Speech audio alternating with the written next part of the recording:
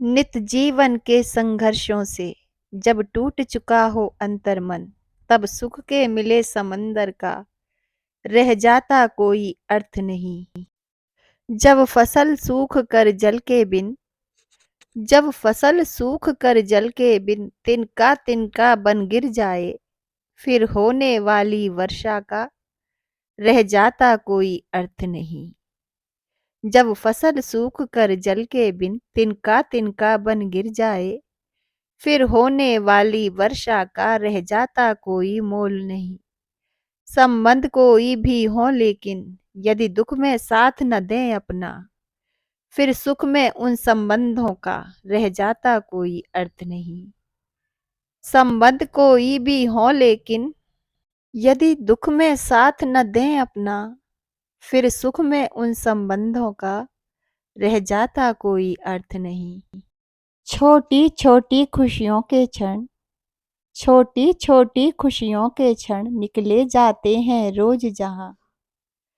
छोटी छोटी खुशियों के क्षण निकले जाते हैं रोज जहां, फिर सुख की नित्य प्रतीक्षा का रह जाता कोई अर्थ नहीं। फिर सुख की नित्य प्रतीक्षा का रह जाता कोई अर्थ नहीं।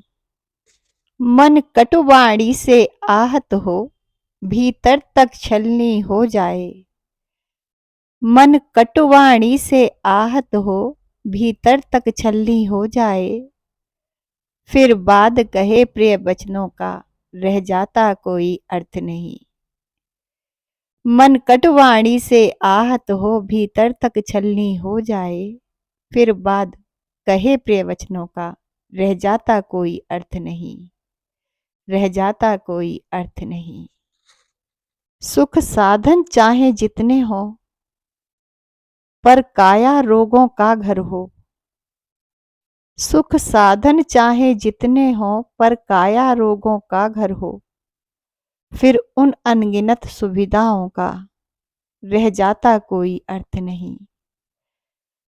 सुख साधन चाहे जितने हो, पर काया रोगों का घर हो, फिर उन अनगिनत सुविधाओं का रह जाता कोई अर्थ नहीं।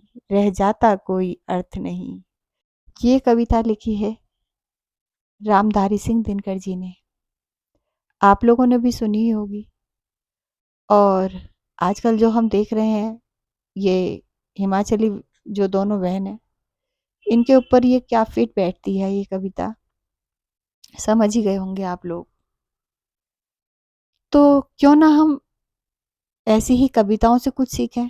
ऐसी कविताएं और कहानियां हमें जीवन का सार समझाती हैं। मुझे नहीं लगता ये लोग इन चीज़ों को कभी पढ़ भी पाए हैं। इनकी आंखों के आगे से होके गुजरी भी हैं ये कविताएं और ऐसी कहानियां, वरना ये जीवन के एक एक क्षण की कीमत को समझते। कभी भी इतनी गंदी बातें बोलकर किसी के दिल को ना दुखाते, है ना। इन्हें नहीं पता कि एक एक क्षण जो इनके जीवन का जा रहा है, वो कितना कुछ लेके जा रहा है। लड़ाई में, झगड़े में कितना गोल्डन टाइम इस लड़की ने अपना खत्म कर दिया, जो दोनों बहुत अच्छे से बिता सकते थे पति पत्नी। और विशेषकर बच्चे का बचपन छीना है, जो वो अपने दादी के घर में बिताता, अपने पापा के साथ बिताता। इनके लिए भावनाएं कोई मायने नहीं रखती। ये भावनाओं को जानते ही नहीं। ये जानते हैं डॉलर्स की भाषा, है ना। पैसा आ रहा है, बस ये बहुत है। इज्जत इनको नहीं पता, इमोशन इनको नहीं पता, ठीक है। क्योंकि बड़ी वाली का पति बोल ही देता है कि सच झूठ क्या होता है, कुछ नहीं होता। झूठ को बार बार बोलो तो वो सच बन जाता है। इज्जत बेइज्जती क्या होती है, कुछ नहीं होती। तो ये लोग एक छोटे से बच्चे के भावनाओं को क्या समझेंगे, है ना। अभी वो जानता ही नहीं है मेरी दादी कौन है, मेरे पापा कौन है। जिस दिन उसे पता चलेगा उस दिन उस पर क्या बीतेगी, ये नहीं सोच सकते इस बात को। किस तरह से मुझे इन लोगों ने मेरे परिवार से अलग कर दिया, उसकी राय हमारे बारे में क्या होगी, ये भी इनके ऊपर कोई असर नहीं करेगा। तो चलिए, इनके लिए बोलना बेकार है, यही कहूँगी। अब मैं अपनी बातें ऐसे ही लेकर आऊँगी, मैं इनके ऊपर वीडियो नहीं बनाऊँगी। हाँ, नन्नू के वीडियो के ऊपर बात करूँगी और इंडियन यूट्यूबर गौतम के वीडियोज़ के ऊपर भी बातें करूँगी। जैसे आज इंडियन यूट्यूबर गौतम ने बोला है मेरी 2 बुआ हैं। वो देखा ना आपने? कितने अच्छे व्लॉग बनाता है, कितनी मेहनत करता है वो लड़का और उनके परिवार का माहौल भी कितना पॉजिटिव है ना? जब हम उन्हें देखते हैं को मन मन को शांति मिलती है उनको देखकर, उनके व्लॉग देखकर।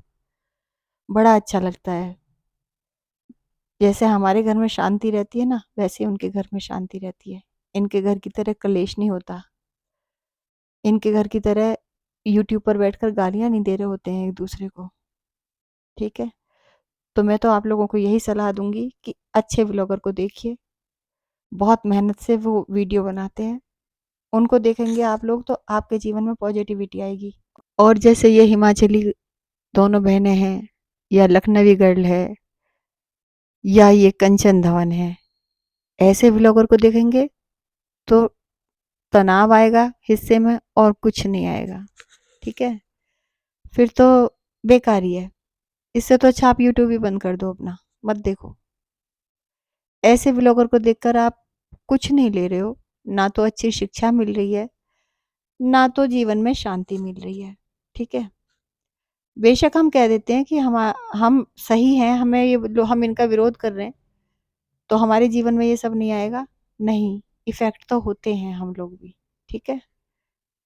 तो चलिए बाय।